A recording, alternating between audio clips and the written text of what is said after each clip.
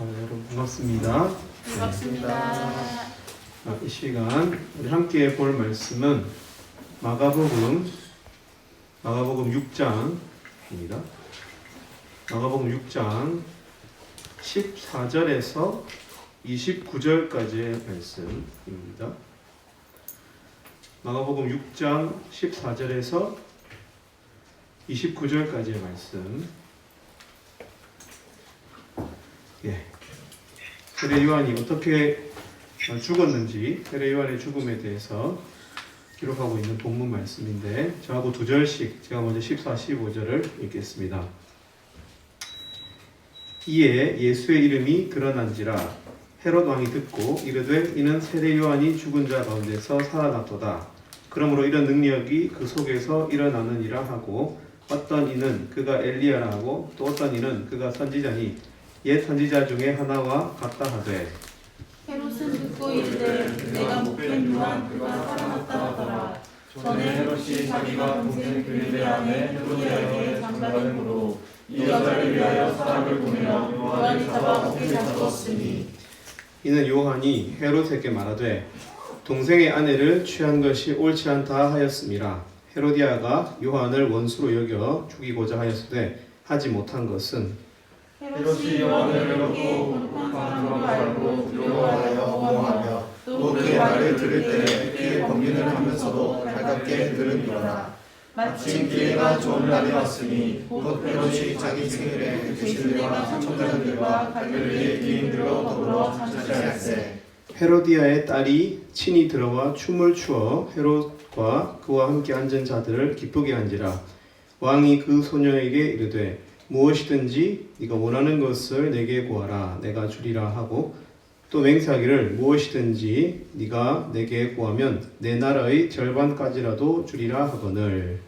네가 나가서 그 어머니에게 말하되 내가 무엇을 구하리이까? 그 어머니가 이르되 세례 요한의 머리를 구하라 하니, 그가 곧 왕에게 급히 들어가 구하여 이르되 세례 요한의 머리를 소발에 얹어 곧 내게 주리로나온나이다 하니, 왕이 심히 근심하나 자기가 맹세한 것과 그 앉은 자들로 인하여 그를 거절할 수 없는지라. 왕이 곧 시위병 하나를 보내어 요한의 머리를 가져오라 명하니 그 사람이 나가 옥에서 요한을 목베어 그 머리를 소발에 얹어다가 소녀에게 주니 소녀가 이것을 그 어머니에게 주니라. 요한의 제자들이 듣고 와서 시체를 가져가 장사하니라. 아멘. 오늘 우리 진홀 형제도 여기 군 제대하고 이렇게 왔네요, 그죠? 건강하죠? 네. 네, 건강해 보입니다. 네, 감사하고요. 또 영찬 형제도 오랜만에 배에서 이제 내려서 오늘 점심 때 우리 목자님들하고 같이 식사했는데 아주 또 멋지게 돌아왔습니다. 그리고 보신데 우리 혜원하고 홍지, 자매라고 불러도 되나요? 좀 어색한가요? 우리 안 어색해요. 다행입니다. 아무튼 혜원, 홍지 우리 이렇게 또 새롭게 알게 된 친구들 와서 너무 반갑습니다. 네. 오늘 본문 말씀 같이 한번 살펴보고 또 나중에 교제하면 좋겠어요. 근데 코로나니까 사실 저는 걱정이 지금 많거든요. 이거 어떡하나, 큰일 났다. 너무 지금 따닥따닥 앉아 있어서 걱정이 되는데, 우리가 최대한 서로 간에 이렇게 조금 이렇게 터치를 좀 자제하고, 가급적이면은 이렇게 양옆을 보고 호흡하기보다는 앞을 보고 반경 이 1평방미터 속에서만 이렇게 호흡하는 걸로 하면 좋겠습니다. 네. 오늘 이제 세례 요한이라고 하는 사람이 헤롯을 정죄했다가 헤롯이 자기 동생의 아내와 결혼한 불륜이죠. 네, 정죄했다가 이렇게 목이 잘려서 죽는 그런 장면을 우리가 보았습니다. 근데 여기 보면은 이 이야기가 어떻게 시작이 되고 있냐면, 헤롯이라고 하는 사람이 어떤 이야기를 듣고 어떤 뉴스를 듣고 이 뉴스는 꼭 내가 죽인 세례 요한에 관련된 뉴스 같네? 이렇게 회상하면서 시작됩니다. 그러니까 이 14절에 보면은 예수의 이름이 드러났다. 예수의 이름이 지금 사람들에게 알려지고 있다. 이야기를 하면서 본문이 시작되고 있어요. 여러분, 예수의 이름이 드러나고 있습니다. 지금 이 갈릴리 지역에, 이 예루살렘에 예수의 이름이 드러나고 있습니다. 근데 여기 보면은 우리에게 단서를 줍니다. 14절에 이에 예수의 이름이 드러났다, 이렇게 이야기하고 있습니다. 그러니까 우리도 그렇잖아요. 우리가 사실은 사랑하는 우리 지체들과 그죠? 교제하는 것이 즐겁고 또 만나서 이렇게 뭐랄까 이야기하는 것이 너무 좋죠, 그죠? 이런 것이 다 우리 공동체에서 일어나는 여러 가지 좋은 일들인데, 사실은 교회라든지 선교단체, 기독 공동체는 예수님의 이름을 드러내는 그런 모임이 되어야 되는데, 여기 보면 그런 일이 일어났어요. 예수의 이름이 알려지고 있어요. 그 영향력이 감추어지지 않는, 드러나고 있습니다. 그죠? 근데 그 원인을 좀 알고 싶잖아요. 우리는 비밀이 뭐야? 그 예수의 이름이 이렇게 드러나고 있는 그 비밀이 뭐야? 근데 여기 비밀이 있어요. 왜냐? 이에 무엇 때문에 예수 이름이 드러난지라 하면서 예수 이름이 드러났다는 그 결과의 원인을 기록을 하고 있다는 거예요, 성경이. 그 원인이 무엇입니까? 저는 이제 미리 1절에서부터 13절까지, 또 사실은 이 본문이 30절까지도 연결이 되고 있습니다. 그러니까 이 전체 이 메시지 속에서 세례 요한의 죽은 본문이 중간에 액자처럼 끼어 있는 거예요. 이 전체 이야기를 보니까 왜 예수 이름이 드러날 수 있었는가 생각하게 하는 그런 구절들이 있었습니다. 12절에 보면 우리가 읽지 않았지만 제자들이 나가서 무엇을 전파했습니까? 회개하라 전파했어요. 회개하라. 여러분, 성경에서 혹시 여러분 천국이 여러분의 것입니다, 천국이 당신의 것입니다 라고 말하면서 앞에 회개하시면 여러분의 잘못을 인정하고 사실은 내 안에 있는 여러 가지 부패함을 인정하지 않으면, 여러분 회개하라는 그런 메시지가 없이 천국에 대해서 이야기하는 법은 없습니다. 그죠? 항상 회개와 천국 선물과 같은 이 약속과 같은 이 천국 이 메시지는 항상 붙어서 나옵니다. 붙어서. 예외가 한 부분이라도 있으면 우리가 그 예외를 물고 늘어질 수 있거든요. 근데 예외가 없어요. 회개해야지만 천국이 우리의 것이다 라고 성경 이야기하고 있어요. 12절에 제자들은 나가서 회개하라고 전파했어요. 그러니까 그렇게 했을 때 13절에 어떤 일이 일어났어요? 13절에 보면 많은 귀신을 쫓아내며, 그죠? 귀신이 쫓겨나가고, 또 두 번째로는 많은 병자에게 기름을 발라서 고쳤다라고 이야기하고 있습니다. 여러분, 귀신 들린 것이 쫓겨나고 귀신 들린 것이 해결되고 또 병이 낫고, 여러분, 이런 결과가 따라왔어요. 왜 그럴까요?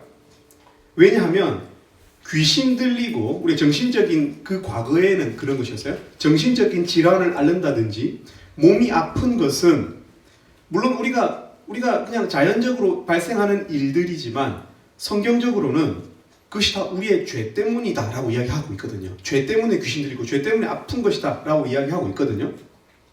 그러니까 회개하는 자에게 내가 내 잘못, 내가 아픈 사람입니다, 나는 죄인입니다, 나는 사실은 아픈 사람 맞습니다 라고 말하는, 고백하는 그 고백 위에, 자기가 병자라는 그 고백 위에 어떤 은혜가 있는 거예요? 귀신이 쫓겨나가고 치유가 일어나고 아픔이 해결되는 그 일이 일어났다고. 그러니까 다 뭘 말하고 있어요 지금? 12절, 13절 뭘 말하고 있어요?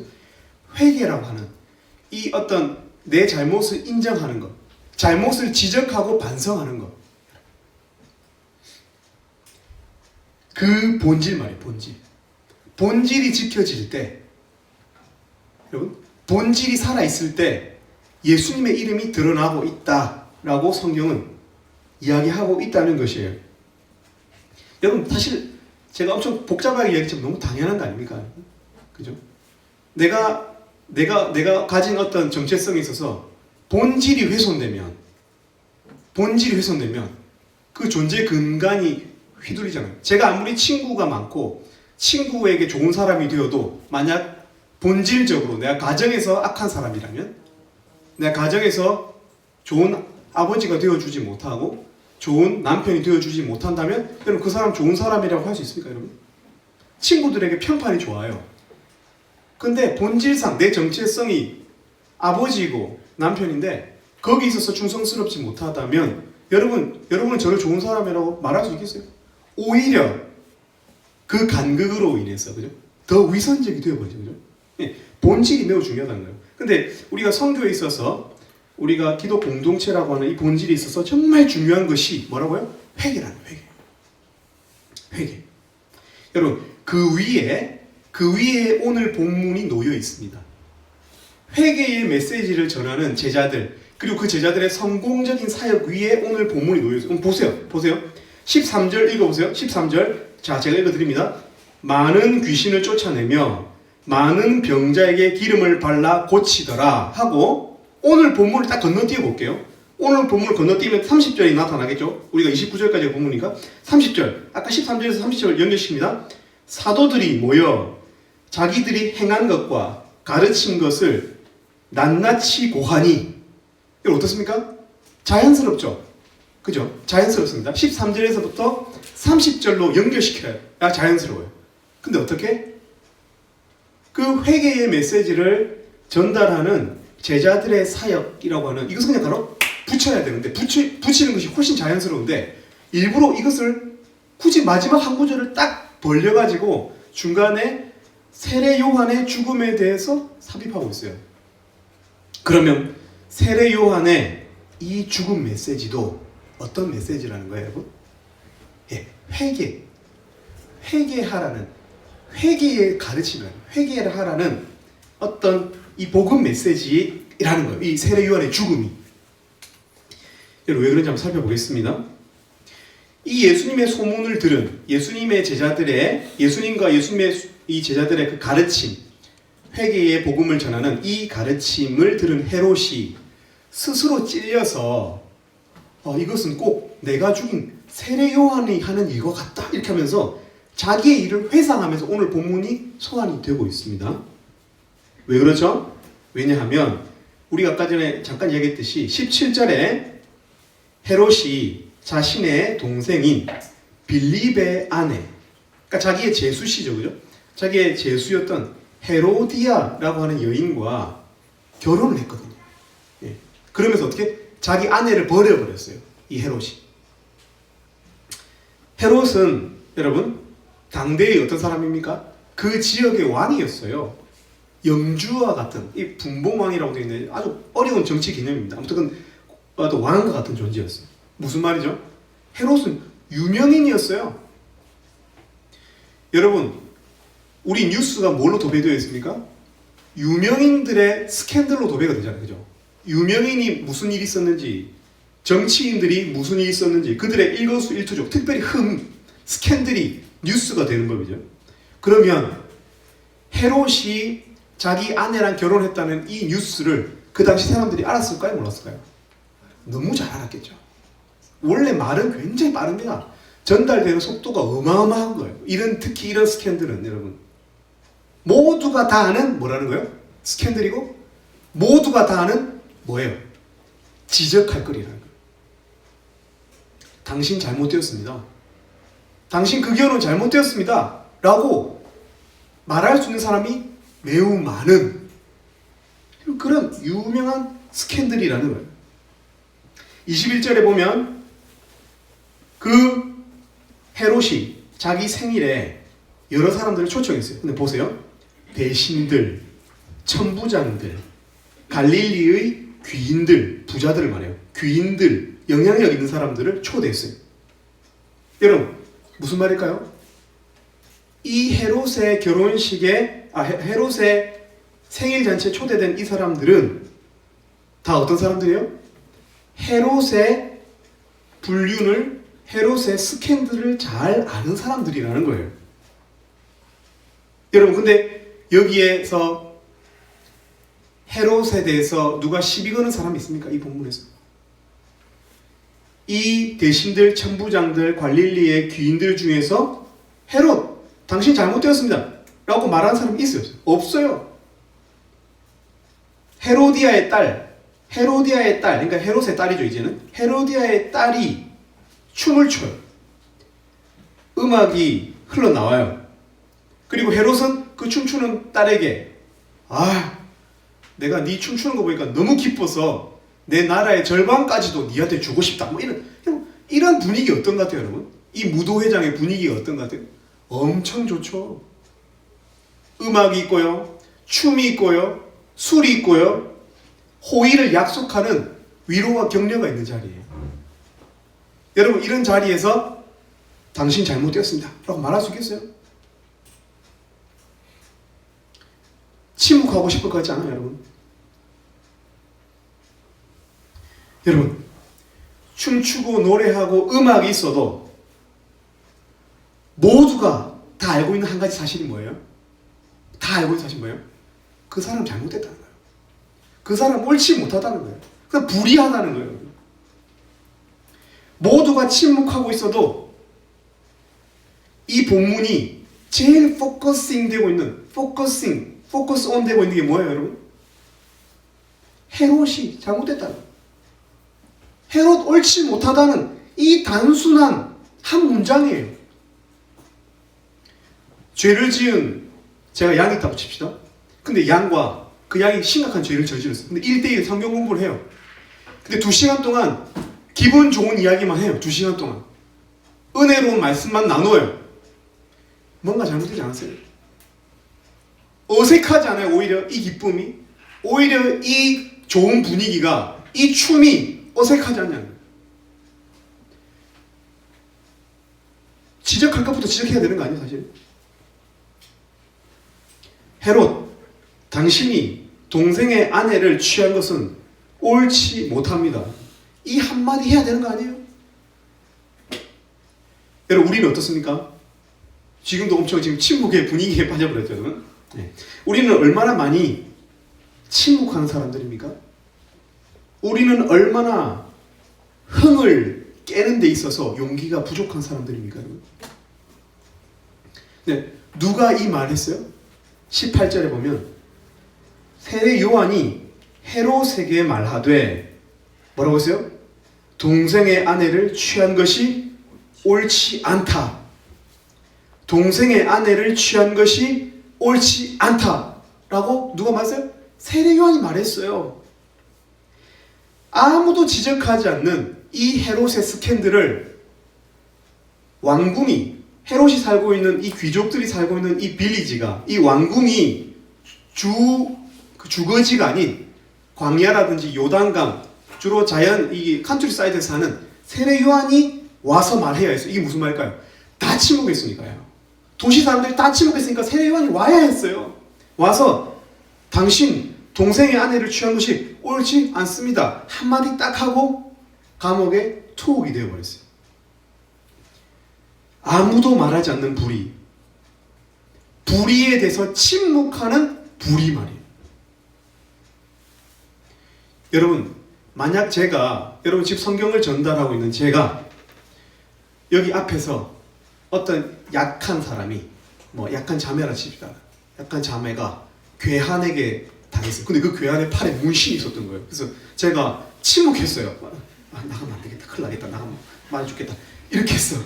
여러분, 그 사실을 여러분 CCTV로 봤어요. 여러분, 그럼 말씀 들을 수 있겠어요? 실망이에요.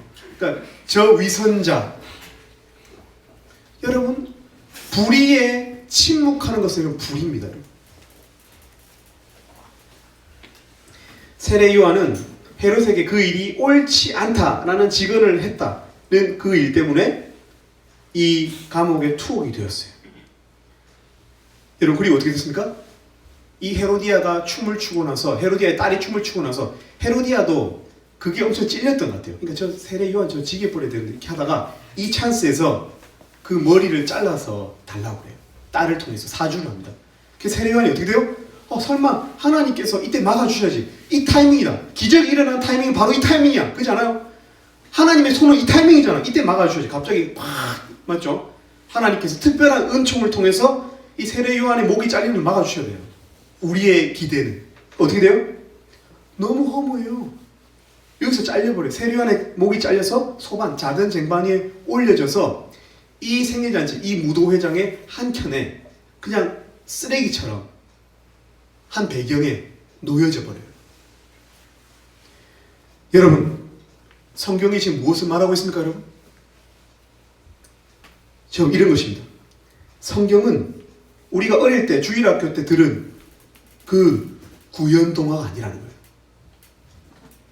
어린이들은 이렇게 너무 너무 이렇게 소망이 일찍 끊어지고 너무 이 세상을 빨리 알면 안 좋아요. 그래서 어릴 때는 좀 좋게 좋게 말하는 경향이 있어요. 아, 구름 타고 오신 예수님이라든지 뭐 좋은 거 많이 보여줘요. 그죠? 근데 여러분, 성경은 우리가 장성하에서 보는 성경은 어떤 성경이 사실은 진짜 현실은 어때요? 오히려 침묵하는 그리스도인이 오히려 대신들, 천부장들, 귀인들처럼 침묵이 삶의 이득이 될 때가 훨씬 많다는 거예요. 불의를 향한 공격이 세례 요한처럼 손해가 될 때가 훨씬 더 많다는 거예요. 성경은 그런 의로운 사람들이, 세례 요한과 같은 사람들이 목이 건사했다, 하나님께서 특별한 기적으로 함께했다 라고 말하지 않아요. 성경은 오히려 그들이 비참한 결과를 맞이했다라고 말해요. 여러분, 이제 정리합니다. 오늘 본문 정리입니다. 여러분, 이제 우리 현실로 돌아와야 돼요. 여러분, 침묵하는 그리스도인들이 복을 받습니다. 불의한 그리스도인들이 복을 받습니다. 여러분, 불의한 그리스도인들이 복을 받아요. 무도회장에 참여하는 복, 유명 정치인과 침묵이 두터워지는 복이 있어요.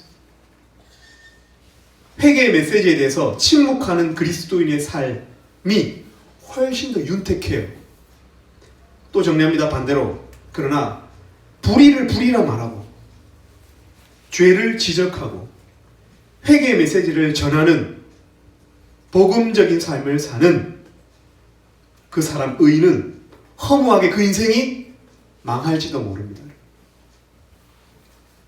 세례 요한이 그랬고요. 오늘은 잠깐 동안 행복한 시간을 누리고 있는 이 제자들의 삶이 그랬어요. 한 명도 인생이 제대로 풀리지 않았어요. 다 숨겨있어요. 제일 잘 된 사람이 유배된 거예요. 예수님도 그랬어요. 예수님의 삶을 보세요. 십자가에서, 꽃다운 나이에 십자가에 달려서 죽으셨어요. 누가 봐도 망한 인생이에요. 여러분, 이제 여러분 어떻게 하시겠습니까? 여러분, 성경은 두 갈래의 모습을 보여주고 있습니다. 대신들, 천부장, 귀인들의 삶, 또 세례 요한의 삶. 성경이 두 가지 옵션을 보여준다는 사실은 어떤 의미를 갖고 있을까요? 선택하라는 거예요. 그죠? A와 B, 이 두 갈래 길이 있으니까 인생 극장, 여러분들 모르시겠네요. 여러분, 저 어릴 때 재밌게 봐요. 여러분 세대 차이인데, 아무튼 이휘재 모르죠? 이휘재가 했었던 그 방송이 있었어요. 아무튼 두 가지 삶의 방향을 보여준다는 것은 여러분 선택하시라는 거예요. 여러분 어떤 삶을 사시겠어요? 침묵하시겠어요? 침묵해서 윤택한 삶을 누리시겠어요? 아니면 조금 위험이 따를지라도 불의를 불의하다 말씀하시겠어요? 성경은 행복한 삶이 아니라 옳은 삶을 이야기하고 있는 거예요. 여러분 반드시 기억하실 수 있길 바랍니다. 의로움은 불의 앞에 침묵하지 않습니다. 의로움은 비굴하지 않습니다. 의로움은 불의 앞에 침묵하지 않습니다. 성경도 이 헤롯을 공격하고 있어요. 어떻게? 헤로디아의 딸이라고 말하잖아요. 헤로디아의 딸은 지금 현재 혼인관계상 헤롯의 딸이거든요. 근데 여전히 헤롯의 딸이라고 말하잖아요. 헤로디아의 딸이라고 말하고 있어요. 무슨 말이에요? 성경도 헤롯의 결혼을 정죄하고 있는 거예요. 여러분, 현대 기독교는요, 예수님의 이미지에 대해서 많은 오해가 있는 것 같아요. 제가 볼 때는. 여러분, 저도 보여드릴까요? 이 보면 이번에 저희가 ESF에서 제작한 그 예수님 그 스티커 그런 거 여러분 하나 받아가서 목자님들한테 부탁 예뻐요. 저도 붙였어요. 여러분. 예수님이 염색도 하시고 이렇게 막 노래방도 하시고 초밥도 드시고 계시고 예수님은 친밀하게 이렇게 잘 포장을 해놨어요. 저는 이런 거 좋아요. 왜냐하면 이런 것이 우리의 마음을 여는 효과가 있다고 저는 생각해요. 그러나 예수님께서 박애주의자가 아니에요. 예수님은 고분고분하신 분이 아니에요. 예수님은 물론 원수들도 정말 극악무도한 사람들도 구원의 기회를 주는 관점에서 그들이 반성하고 그들의 삶을 돌이킬 때 회개할 때 그들에게 궁극적인 구원의 기회를 주는 관점에서는 그들을 사랑하셨어요. 원수들을 사랑하셨어요. 그러나 사실 예수님의 삶은 수많은 원수들을 양산하는 삶이었다는 것을 우리가 셀 모임 시간에 공부하면 알 수 있어요. 예수님은 마가복음 10장 34절에서 이렇게 말씀하셨어요. 내가 세상에 화평을 주러 온 줄로 생각하지 말라. 네, 화평을 주러 온 줄로 생각하지 말라. 화평이 아니요 검을 주러 왔노라. 검은 뭐예요? 칼은 싸우는 거예요. 예수님은 그렇게 평화로운 인물이 아니셨어요. 예수님은 고분고분하신 분이 아니에요. 예수님은 셀카 찍자고 옆에 이렇게 어깨 동무 그런 컨셉이 아닙니다, 여러분. 사실은 예수님은 성전에서 장사하는 자들의 상을 엎으셨어요. 여러분 밥 먹다가 상을 엎는 사람들 보면 여러분 그다음 고분고분합니까? 여러분, 그죠? 바리새인들을 향해서 뱀들아, 독사의 새끼들아, 너희가 어떻게 지옥의 판결을 피하겠느냐? 정면으로 그들의 경직성, 은혜가 없고 율법 앞에 사람을 쉽게 정죄하는 그 사람들의 경직성을 정죄하셨어요. 그리고 사랑하는 제자 베드로를 향해서는 여러분 양들에게 그런 말 할 수 있겠어요? 사탄아! 이렇게 말해서 사탄아 내 뒤로 물러가라. 죄를 가까이 하려고 하는 이 베드로 앞에 사탄아 물러가라 말씀하셨어요. 예수님은 결코 불의 앞에서 고분고분하신 성격이 아니셨어요. 예수님이 평강의 왕이라고 히브리서에서 불리우시는 이유는 그가 무조건적인 평화주의자이셔서가 아니라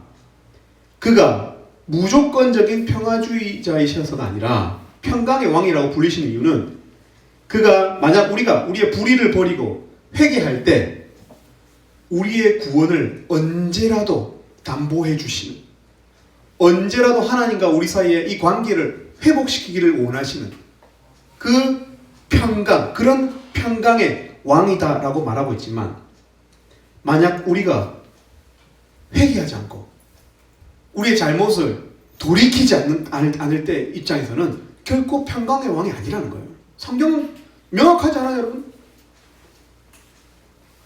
예수님은 회개하는 사람들에게 평강의 왕이 되어주십니다.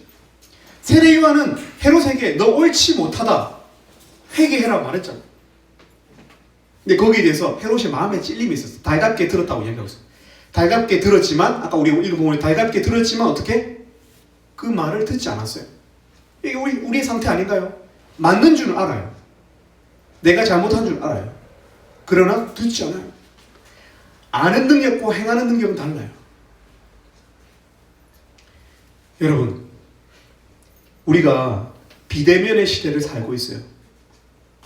사람들이 서로 낯을 많이 가리는 시대를 살고 있어요. 그런데 불의 앞에서도 낯을 가리는 시대예요. 불의 앞에서도 비대면하는 시대인 것 같아요. 여러분, 우리는 어쩌면 무도회 같은 삶을 살고 있는지 몰라요. 다들 좋은 게 좋은 거예요. 좋은 말 하기를 즐겨해요. 무도회 같지 않아요, 우리 세상이? 노래 소리, 칭찬하는 소리, 춤을 추는 어떤 그런 화려함은 많지만 불의 앞에, 거기 가려진 그 불의 앞에 말이에요. 당신 옳지 못합니다 라고 말하는 매우 그런 외침이 레어한 시대, 매우 드문 시대라는 거예요. 여러분, 오늘의 이 본문은 사실 정면으로 우리 지금 이 시대의 니즈에 맞는 본문이에요. 불의 앞에 침묵하는 그리스도인들이 되면 안 돼요. 어떻게 해야 예수님의 이름이 드러날 수 있어요? 예수님의 이름은 형제님 이것도 드세요, 저것도 드세요, 이 선물 드릴게요, 형제님 너무 잘생겼어요, 너무 키가 커요, 너무 멋있어요, 여러분 이걸 통해서 예수님 이름이 드러나는 게 아니라고요. 본질에서 실패하면 예수님의 이름은 결코 드러날 수가 없어요. 여러분, 사실 이 세례 요한의 이 본문이요, 세례 요한이 죽었다는 이 본문이 마태, 마가, 누가, 요한복음 중에서 마태, 마가, 누가복음에 나오고 있어요. 마태, 마가, 누가복음에 나오고 있습니다. 오늘 우리가 읽었던 마가복음 6장에 나오고요, 이 세례 요한의 죽음이. 그리고 마태복음에는 14장에 나오고요, 누가복음에는 9장에 나옵니다. 근데 여러분, 이 세 성경에서 똑같은 구성을 한 가지 보여주고 있어요. 그게 뭔지 아세요? 세례 요한의 죽음과 오병이어 사건이 붙어 있다는 거예요. 여러분, 오병이어 사건 아십니까? 오병이어 사건? 예수님께서 빈들에서, 우리가 나중에 뒷부분에 보면 나와요. 예수님께서 빈들에서 굶주려 있는 이 사람들을 보고 제자들에게 너희가 가서 먹을 것을 주어라 하니까, 그 중에서 빌립이라고 하는 합리적인 사람이 우리가 어디서 이렇게 수많은 이 정도 돈을 구해다가 이 사람들 먹여줍니까? 이렇게 합리적으로 이야기하니까 예수님께서 다 앉게 하시고 어떻게 했어요? 그 자리에서 어떤 소년의 이 떡을, 그죠? 사실 물고기와 떡을 뜯었지만 성경에서는 떡이 매우 강조되고 있어요. 계속 떡을 뜯었다. 나중에 또 생명의 떡이다 이야기하고 있어요. 근데 이 떡을 이렇게 뜯어가지고 주십니다. 여러분, 이 본문과 세례 요한의 본문이 다 붙어 나와요. 마가복음 6장 오늘 본문에도 그렇고요, 마태복음에도 그렇고요, 누가복음에도 그렇습니다. 저는 이것이 성경적 고의라고 생각합니다. 세례 요한의 죽음과 이 오병이어 사건을 연결시키고 있는 고의라고 생각해요. 우리 그 주원자매님 그 뒤에 모닝빵 하나만 저 하나 갖다 주시겠어요? 예, 모닝빵 하나만 좀 꺼내서 부탁드리겠습니다. 여러분,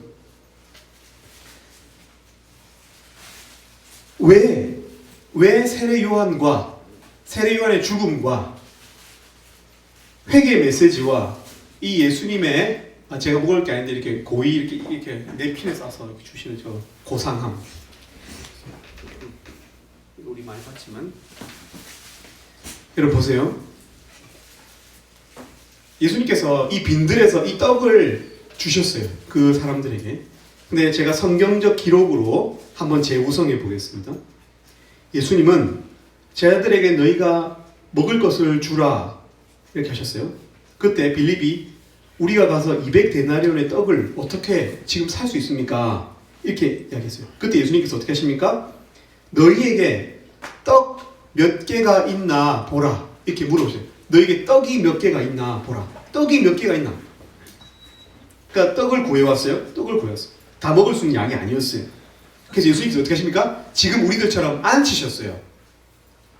100명씩 50명씩 40절에 보면 100명씩 50명씩 앉히셨어요.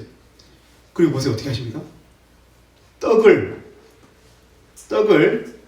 하늘을 우러러, 하늘 이렇게 우러렀다는 거예요. 떡을 위로 우러렀다는 거예요. 들었다는 거예요. 그리고 어떻게 하십니까? 축사하셨어요. 기도하셨어요. 그리고 어떻게 하십니까? 떡을 떼셨어요. 떡을 예수님은 개체에서 개체로 주실 수 있었어요. 한 개에서 두 개, 두 개에서 세 개 주실 수 있었다고요. 예수님께 어떻게 하셨어요? 떡을 하늘을 우러러 축사하시고 이것을 찢으셨다. 이게 뗐다는 표현은 부셨다, 찢었다 이런 표현입니다. 그리고 어떻게? 이 떡을 사람들에게 주셨어요. 찢고 또 찢어서 직접 찢었어요. 예수님께서 직접 그 떡을 찢으셨어요. 나중에 사람들이 또 나왔어요. 예수님한테 또 떡 달라고 또 나왔어. 예수님께서 그때 뭐라고 말씀하셨어요? 예수님, 너희가 지금 나에게 온 것은 표적을 보았기 때문이 아니라 뭔가를 이해하고 예수님께서 가르치려고 했던 것을 이해했기 때문이 아니라 또 떡을 먹고자 나왔다. 그렇지만 예수님은 내가 바로 생명의 떡이다라고 요한복음에서 말씀하셨어요. 내가 생명의 떡이다. 여러분, 그러면 이 떡이 뭐예요? 높이 들리움 받아서 찢어진 이 떡은 뭘 의미하는 거예요, 여러분? 예수님의 몸이에요. 여러분, 그러면 세례 요한의 죽음과 오병이어 사건을 성경이 연결하는 이유는 뭐예요? 십자가의 은혜는, 여러분 마지막 메시지 잘 들으십시오. 십자가의 은혜는 박애주의적인 은혜가 아니라는 거예요. 그러니까 누구나 다, 우리가 기독교니까 누구나 다 막 모든 사람에게 다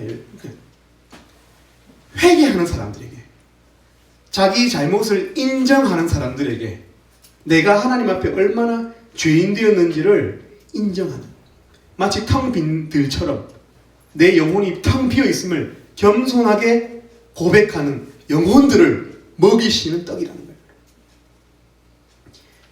회개가 있어야 은혜가 있어요. 침묵해서는 은혜가 없어요. 십자가는 회개하는 자들에게 주시는 하나님의 은혜예요. 십자가는 죄인들을 향해서 회개하라는 외침이에요. 십자가는 내가 옳지 않다, 나는 죄인입니다 라고 침묵하지 않는 사람들에게 주신 은혜고, 당신도 하나님 앞에서 죄인입니다, 회개하셔야 합니다, 우리가 얼마나 부패한지를 회개하셔야 합니다 라는, 여러분, 그 겸손한 외침 위에 주시는 은혜라는 거예요. 여러분, 저도 엄청난 죄인입니다. 너무너무 흉측한 죄인이에요. 제가 말하는 말에 있잖아요, 그냥 단순히 한마디 문장을 여러분에게 내뱉는 이 말에도 거짓이 묻어 있어요. 정제되어 있고 편집되어 있어요. 내 속에 있는 그 절제되지 못하는 분노와 가벼운, 마치 부유물처럼 확 떠버리는 내 가벼운 이 성격, 인격들을 추스리고 모아서, 양들에게 나는 목자니까, 이런 그런 늘 죄가 있는 그런 죄인이라는 거예요. 우리는 그런 죄인들입니다. 우리의 DNA는, 물론 게놈 우리가 분석해 보면 DNA 나선형 그 고리가 나오겠지만,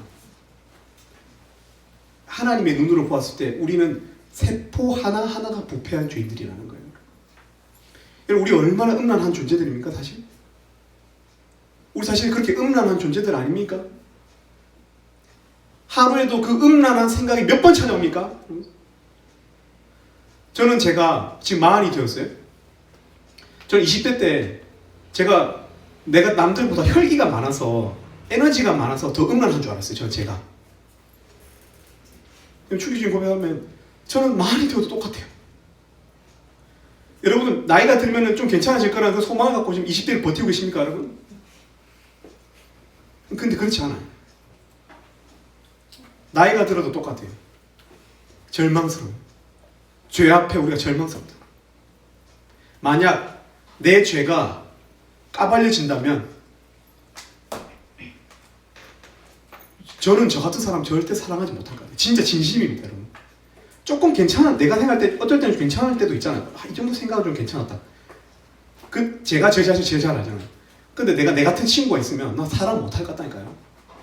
내가 내니까 사랑하죠. 죄성으로 사랑하는 거예요. 내 자기 애적으로 자기를 사랑하는 거예요.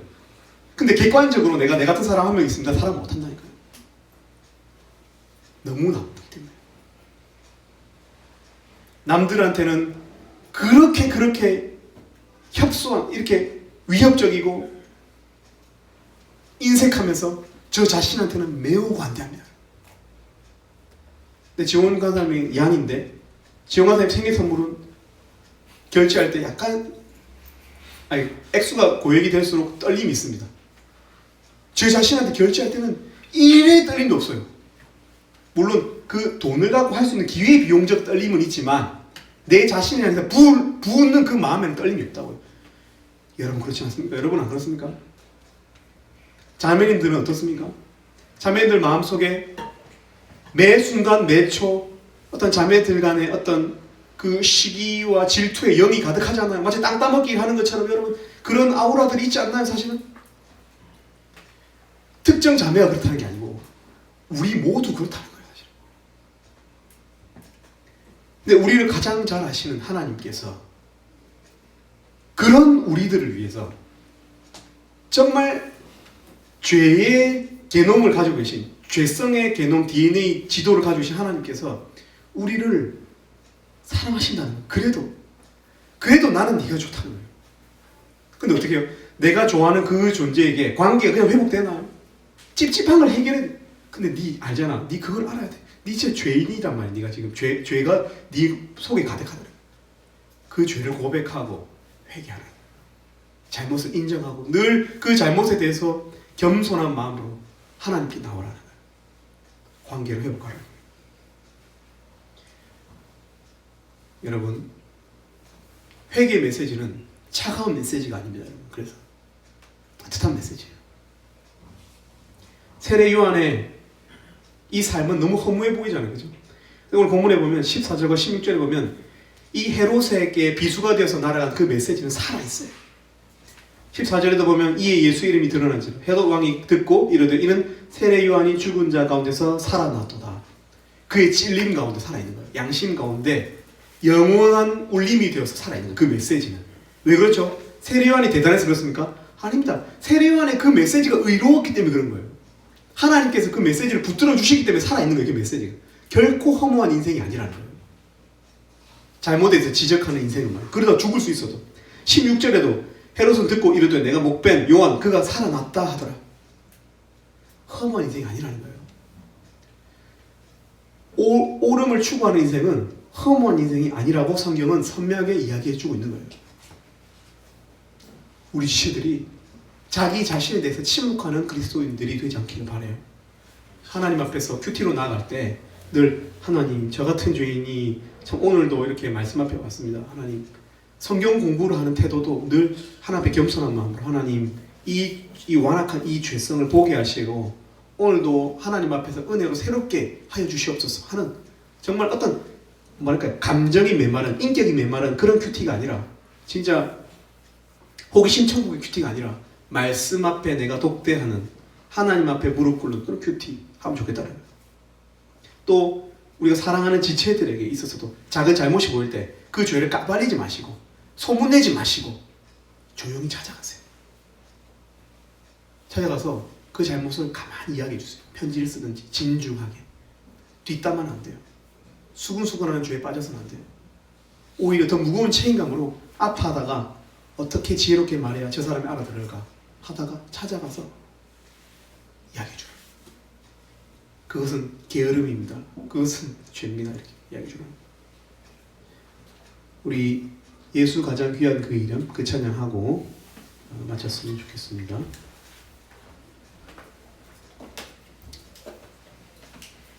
이 고백으로 찬양을 마치겠습니다.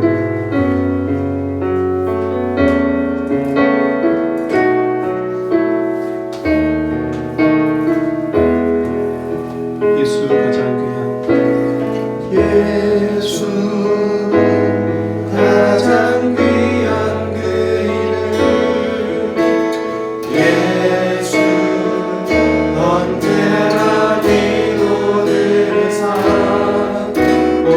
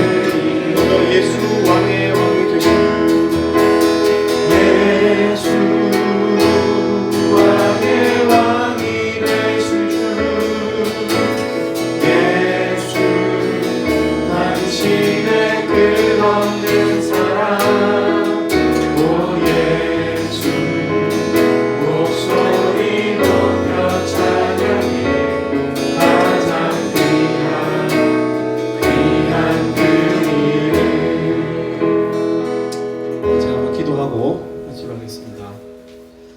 하나님 아버지, 이 시간 또 캠퍼스에 학생 선교사로 부름을 받은 우리 부산 ESF 지체들, 또 이렇게 금요일 하루 날을 정하여서 하나님 앞에 예배 제단을 쌓게 해주셔서 감사합니다. 하나님, 참 자신의 몸을 자발적으로 떼시고 참으로 죄인과 하나님 사이의 그 넓은 간극을 메워주신 그 은혜를 우리가 이 한 시간으로 이 몇 마디의 말로는 하나님 결코 이해할 수 없으며 그 하나님의 사랑의 신비를 우리가 어찌 다 알 수 있겠습니까?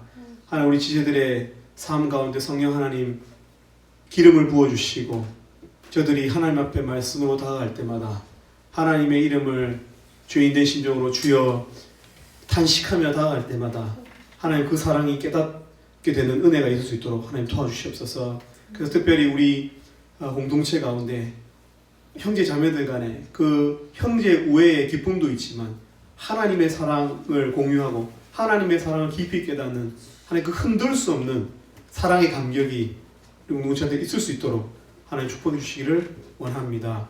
감사합니다. 예수님 이름으로 기도 올립니다. 아멘.